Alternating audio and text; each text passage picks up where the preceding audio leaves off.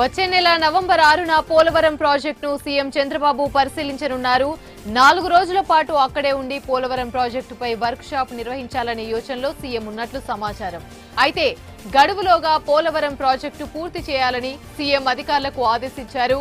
కేంద్ర ప్రభుత్వంతో సమన్వయం చేసుకుంటూ ఎప్పటికప్పుడు కార్యాచరణ సిద్ధం చేయాలని చంద్రబాబు సూచించారు.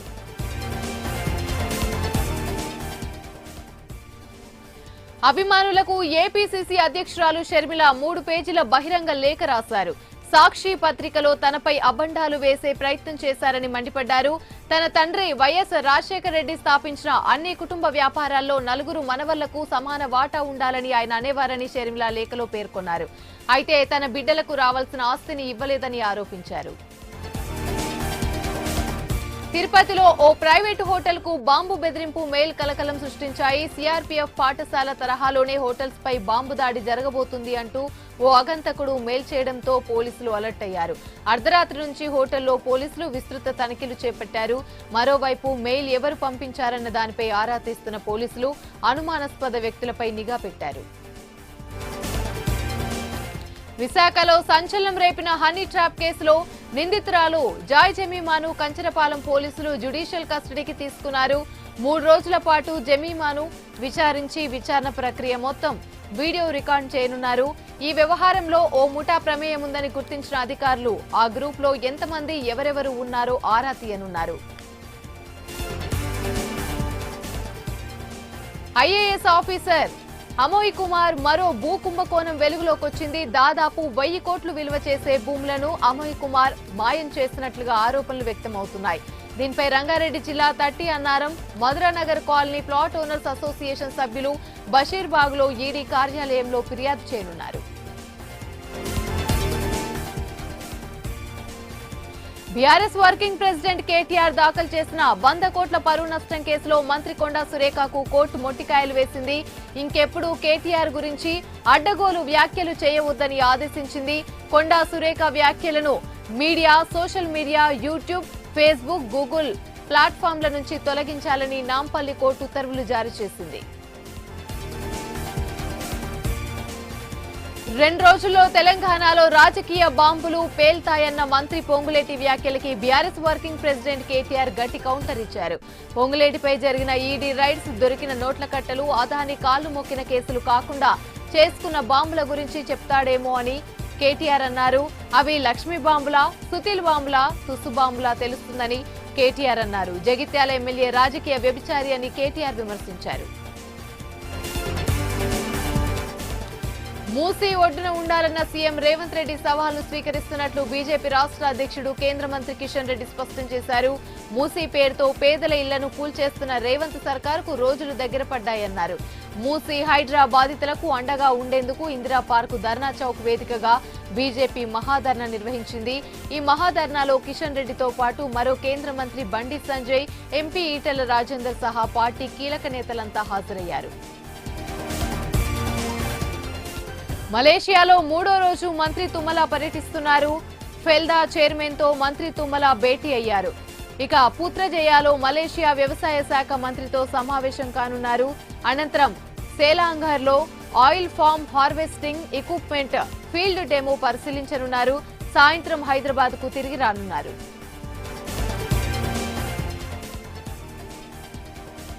భద్రాద్రి కొత్తగూడెం, ఖమ్మం జిల్లాలో తెలంగాణ రాష్ట్ర గవర్నర్ జిష్ణుదేవ్ వర్మ పర్యటిస్తున్నారు. భద్రాచలం శ్రీ సీతారామచంద్ర స్వామి వారిని గవర్నర్ దర్శించుకున్నారు. ముందుగా గవర్నర్ కు జిల్లా collector Jitesh B Patil, SP Rohit Raj, ఆలయ ఈవో రమాదేవి తదితరులు ఘనస్వాగతం పలికారు. అనంతరం స్వామివారిని గవర్నర్ దర్శించుకున్నారు. తెలంగాణ పీసీసీ అధ్యక్షుడు మహేష్ కుమార్ గౌడ్ ఢిల్లీ వెళ్లారు. ఇవాళ రేపు 2 రోజులు ఆయన ఢిల్లీలోనే ఉండనున్నారు. ఈ సందర్భంగా ఆయన కాంగ్రెస్ పార్టీ పెద్దలతో సమావేశమయ్యారు. రాష్ట్రంలోని తాజా రాజకీయ పరిస్థితులపై చర్చించనున్నారు. ఈ సమావేశంలో కార్యవర్గ కూర్పు, ఇతర అంశాలు చర్చకొచ్చే అవకాశం ఉంది. అలాగే రేపు సాయంత్రం ఢిల్లీలో జరగనున్న వీహెచ్ పుస్తక ఆవిష్కరణ కార్యక్రమంలో టీపీసీసీ అధ్యక్షుడు మహేష్ కుమార్ గౌడ్ పాల్గొనున్నారు.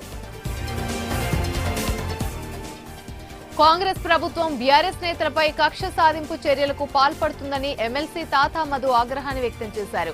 పేదలకు అండగా ఉంటున్నందుకు బీఆర్ఎస్ నేతలపై కేసులు పెట్టి వేధిస్తున్నారు అంటూ మండిపడ్డారు. సాక్షాత్తు డిప్యూటీ సీఎం బట్టి నియోజకవర్గంలోనే అప్పుల బాధతో రైతు చనిపోతే న్యాయం చేయలేని పరిస్థితిలో ఉందని ప్రభుత్వాన్ని విమర్శించారు. మహిళలకు కూటమి ప్రభుత్వం దీపావళి కానుక ప్రకటించనుంది. మంత్రి నాదెండ్ల మనోహర్ అన్నారు. దీపం పథకం కింద ఏడాదికి 3 ఉచిత గ్యాస్ సిలిండర్లు అందించనున్నామని తెలిపారు. ఒకేసారి కాకుండా 4 నెలలకు ఒక సిలిండర్ అందజేస్తామని, సీఎం చేతుల మీదుగా ఈ నెల 29న చెక్ అందజేస్తామని మంత్రి నాదెండ్ల మనోహర్ తెలిపారు. కొరియోగ్రాఫర్ జానీ మాస్టర్ కాసేపట్లో చెంచల్గూడ జైలు నుంచి విడుదల కానున్నారు. లైంగిక వేధింపుల కేసులో జానీ మాస్టర్ సెప్టెంబర్ 20న అరెస్టు కాగా గత 36 రోజులుగా చెంచల్గూడ జైల్లోనే ఉన్నారు. అయితే నిన్న రంగారెడ్డి జిల్లా కోర్టు బెయిల్ మంజూరు చేయగా కాసేపట్లో చెంచల్గూడ జైలు నుంచి విడుదల కానున్నారు. విశాఖ డైరీ యాజమాన్యానికి భీమునిపట్నం ఆర్డీఓ అధికారులు నోటీసులు అందజేశారు. విశాఖ జనసేన కార్పొరేటర్ పీతల మూర్తి యాదవ్ ఇచ్చిన ఫిర్యాదు మేరకు రెవెన్యూ అధికారులు నోటీసులు ఇచ్చారు. భూమికి సంబంధించిన ఒరిజినల్ డాక్యుమెంట్లతో విచారణకు హాజరు కావాలని ఆదేశించారు. సుమారు 8 ఎకరాల ప్రభుత్వ భూమిని విశాఖ డైరీ ఆక్రమించిందని మూర్తి యాదవ్ ఫిర్యాదు చేశారు. హైదరాబాద్ లో మరోసారి డ్రగ్స్ అమ్మకాలు కలకలం రేపై 25 లక్షలు విలువైన ఎండీఎంఏ డ్రగ్స్ ను పోలీసులు సీజ్ చేశారు. అంతర్జాతీయ డ్రగ్ పెడ్లర్లతో పాటు మరో 3 పోలీసులు అరెస్ట్ చేశారు. హెచ్న్యూ పోలీసులు ఆపరేషన్లో 4 నిందితులను పట్టుబడ్డారు. కాకినాడ జిల్లాలో అభివృద్ధి కార్యక్రమాలు వేగవంతంగా చేయాలని ఎమ్మెల్యే పంతం నానాజీ అన్నారు. కాకినాడ రూరల్ మండల ప్రజా పరిషత్ సర్వసభ్య సమావేశం నిర్వహించారు. ఈ సమావేశంలో ముఖ్య అతిథిగా ఎమ్మెల్యే పంతం నానాజీ పాల్గొన్నారు. సంబంధిత శాఖల అధికారులతో మండలంలోని పలు అంశాలపై ఆయన సమీక్షించి వారికి పలు సలహాలు, సూచనలు ఇచ్చారు.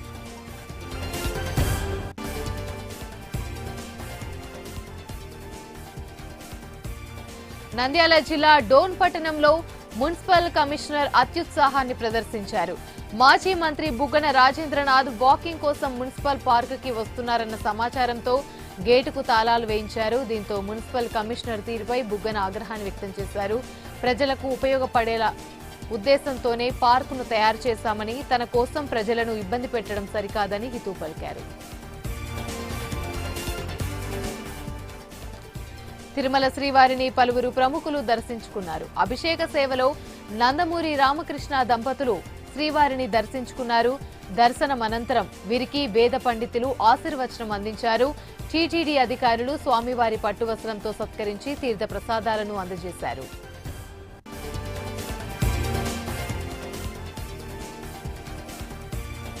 తిరుమల శ్రీవారిని కేంద్ర మంత్రి రామ్మోహన్ నాయుడు దర్శించుకున్నారు. ఉదయం నైవేద్య విరామ సమయంలో కుటుంబ సమేతంగా స్వామివారిని దర్శించుకుని మొక్కులు చెల్లించుకున్నారు.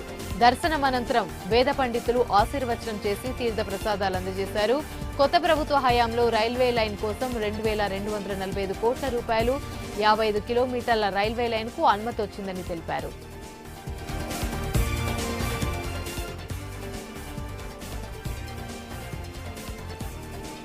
తిరుమల శ్రీవారిని పలువురు సినీ ప్రముఖులు దర్శించుకున్నారు. వీరిలో సంగీతం దర్శకుడు తమన్, గాయకులు కార్తీక్, సాకేత్ వీరందరూ నైవేద్య విరామ సమయంలో శ్రీవారిని దర్శించుకుని మొక్కులు చెల్లించుకున్నారు. వీరికి ఆలయ అధికారులు స్వాగతం పలికి దర్శన ఏర్పాట్లు చేశారు.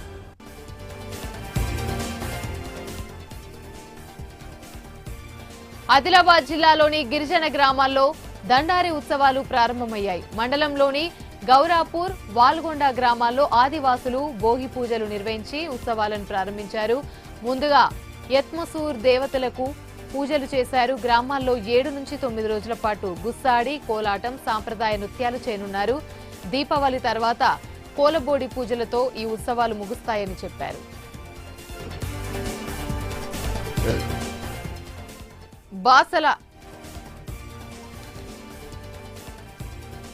బాసర ఆర్జేయూకేటీ ట్రిపుల్-ఐటీలో మెస్ నిర్వాహకుల నిర్లక్ష్యం మరోసారి బయటపడింది. దీంతో బాసర ట్రిపుల్-ఐటీ మరోసారి వార్తల్లోకి ఎక్కింది. ఉదయం అల్పాహారం చేయడానికి వెళ్లిన విద్యార్థులు అల్పాహారం కర్రీలో బొద్దింకను చూసి విద్యార్థులు మండిపడుతున్నారు. టిఫిన్లో బొద్దింకను చూసిన విద్యార్థులు అల్పాహారం తినకుండానే వెనుతిరిగారు. ఇలాంటి ఘటనలు ఎన్ని జరిగినా అధికారులు మాత్రం పట్టించుకోవడం లేదని విద్యార్థులు ఆవేదన వ్యక్తం చేస్తున్నారు.